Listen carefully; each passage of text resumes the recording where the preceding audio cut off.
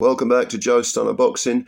One of the many fights on the 22nd of February Riyadh card that could be a standalone main event is Shakur Stevenson against Floyd Schofield. Both fighters undefeated. Stevenson, 22 wins, no draws, no defeats with 10 KOs. He's 27 years of age now. Three-weight world champion, beating people like Oscar Valdez, Robson Conceição, get his name right in a minute, and Edwin de los Santos, Haratunian, Artem Haratunian.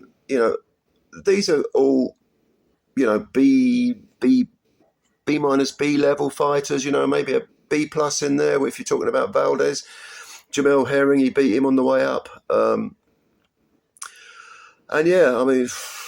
not really much to say about Stevenson that you probably don't already know. He's a southpaw, like I say, 27 years of age. Not the most thrilling fighter to watch, but technically very good.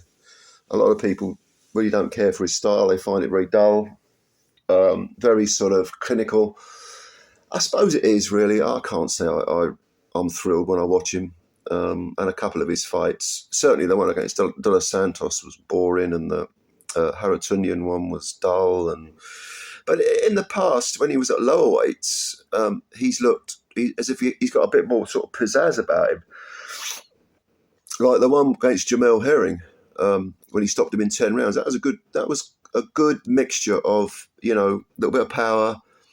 He's only got 10 KOs, of course, in 22 wins, but so he doesn't seem like one of those guys who's that interested in trying to knock a guy out. He's quite content to win every round individually. And he is, he's just a good fighter, a very, very technically proficient fighter who's going to be very, very difficult to beat.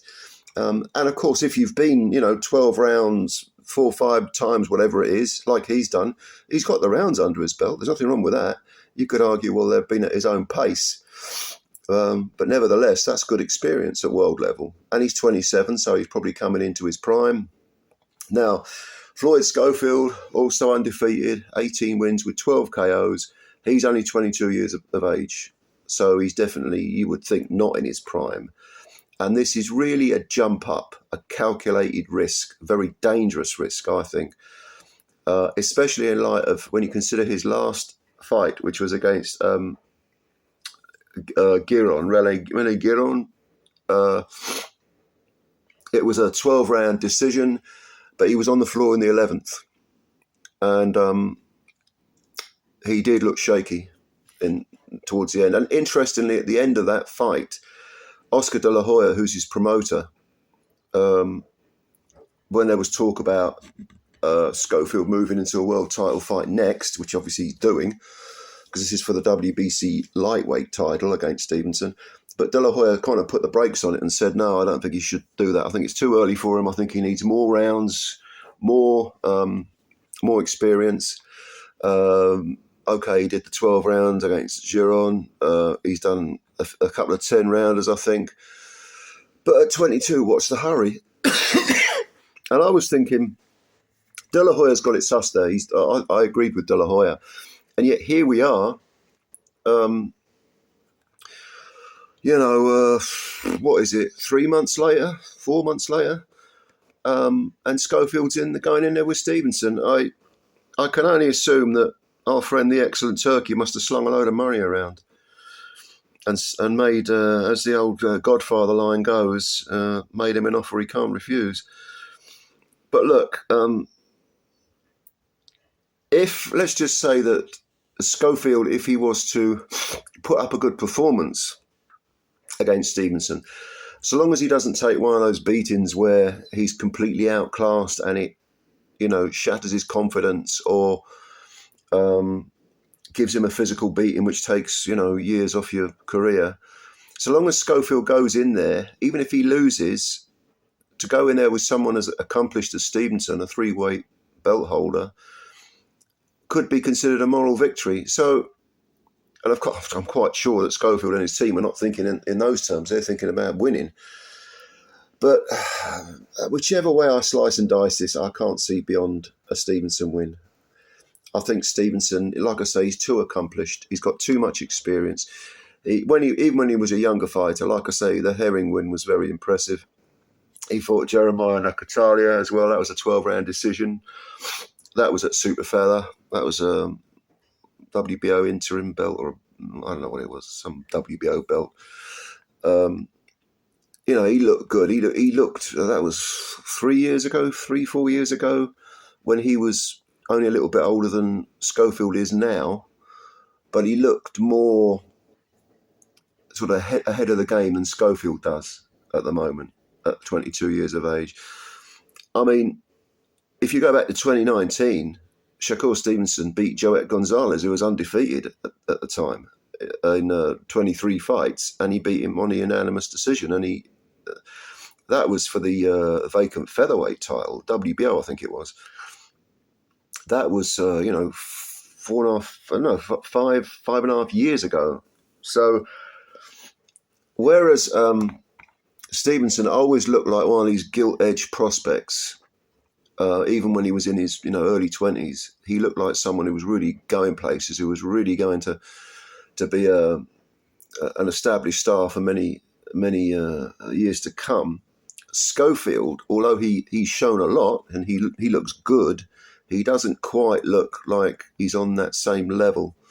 You would say that when they were in their early 20s, well, Schofield's still in his early 20s, he's 22, but I would say he is a sort of, in terms of prospects, he's probably a B+. Yeah, he's a very good prospect. Whereas at roughly the same age, I would have said that Stevenson was looking like an A grade A. I mean, you could argue at times he looked like an A+. So bearing that in mind, bearing that we're now, 5 years down the line and Stevenson is 27 and a southpaw and has all that experience, all those rounds under his belt, and you've got Schofield, who in his last fight was on the floor in the 11th round and looked shaky in places, and at only 22, an orthodox fighter, but it's too much too soon for me. And I don't think Schofield's going to have a lot of success against Stevenson. I think Stevenson will do what he does, which is to box. But I think as Schofield gets towards the later rounds, let's say the last third of the fight, so rounds 9, 10, 11, 12, I think we might see Stevenson doing something that previously he hasn't particularly been that fond of doing or felt the need to do, which is turning the screw. And I think Stevenson will really put it on Schofield down the stretch, the last third of the fight. And my prediction is that I think Stevenson will stop Schofield rounds 9, 10, 11, that sort of part, last third of the fight. I think he'll stop Schofield, 9, 10, 11, that sort of part of the fight. And Schofield, again, at 22, he's just going to have to lick his wounds, come back. And, you never know. He might go in there and he might be a revelation. That sometimes happens, definitely. Schofield might suddenly look like $1 million and you think, wow, he's got gears that we hadn't previously seen or thought that he had, but here he is. But orthodox fighter against a real slick, technically brilliant southpaw. I don't think he's got enough experience. I didn't look beforehand how many southpaws Schofield has fought, but I can't remember. I'm thinking about, the Giron fight. He was an orthodox fighter, the Mexican guy. No, I can't remember. Offhand. But no, I'm going to go for a stoppage for Shakur Stevenson. Late in the fight, stoppage. Tell me what you think. Do you think that this is too soon for Schofield? Do you think he's got a realistic chance of winning? I'll sort of make this, to be honest with you, I'll make this a 75-25 fight, maybe 80-20.